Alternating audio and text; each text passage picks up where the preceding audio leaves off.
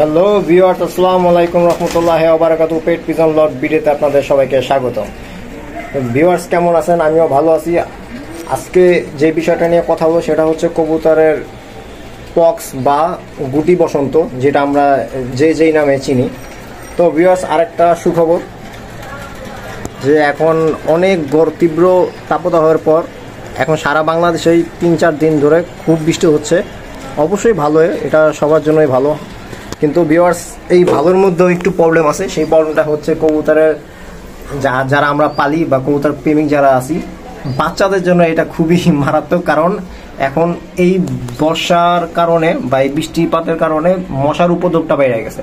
এখন মশার উপদ্রবটা বেড়ে গেলে আমাদের কবুতরের যে গুটি বসন্ত, যেটা বললাম ফার্স্টেই, ওই গুটি বসন্তর প্রবলেমটা বেড়ে যায়। কারণ এই গুটি বসন্তটা হয় মূলত মশার কামড়ের কারণে। যেমন কবুতরের যে নরম যে জায়গাগুলো থাকে, যেমন কবুতরের ঠোঁট, ডানার সাইড, তারপর পায়ুপথের রাস্তা সাইড দিয়ে, তারপর হচ্ছে পায়ের, আসলে বাচ্চা যখন থাকে কবুতরের এই জায়গাগুলো খুবই নরম থাকে, খুব সেন্সিটিভ থাকে। যদি বড় হয়ে যায়, এরকম বড় হয়ে যায়, তখন আর ওরকম একটা প্রবলেম হয় না। যেমন আমি একটু দেখাই, আমি এমনও কেসের প্রবলেমের দেখছি। যেমন এই যে কবুতরের ঠোঁটে এই বসন্তটা হওয়ার কারণে বা গুটি বসন্ত হওয়ার কারণে, মশার কামড় দেওয়ার কারণে এত পরিমাণ পক্স হয়েছে যে কবুতরের বাচ্চা বাঁচানো তো দূরের কথা, বাচ্চা বাঁচানোই যায় না। আর দ্বিতীয় কথা হচ্ছে কবুতরের ঠোঁটও এরকম পড়া যায়, মানে পক্স হইতে ঠোঁট একদম নষ্ট হয়ে পড়া যায়।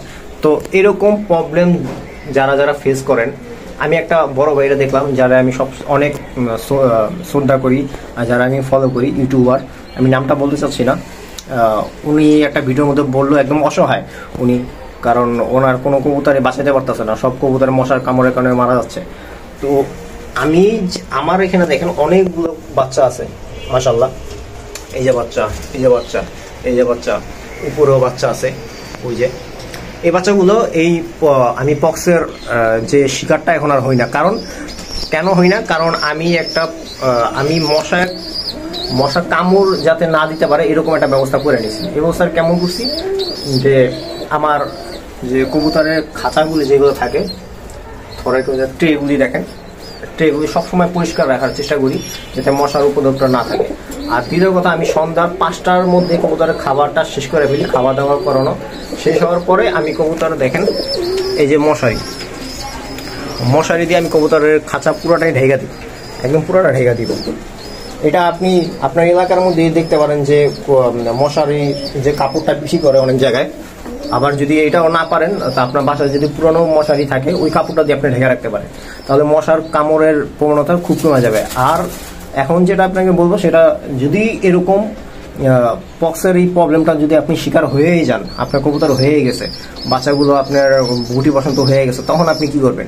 তখন যেটা করতে পারেন ভিউয়ার্স, আমি সমাধানটা আপনি বলে দিই।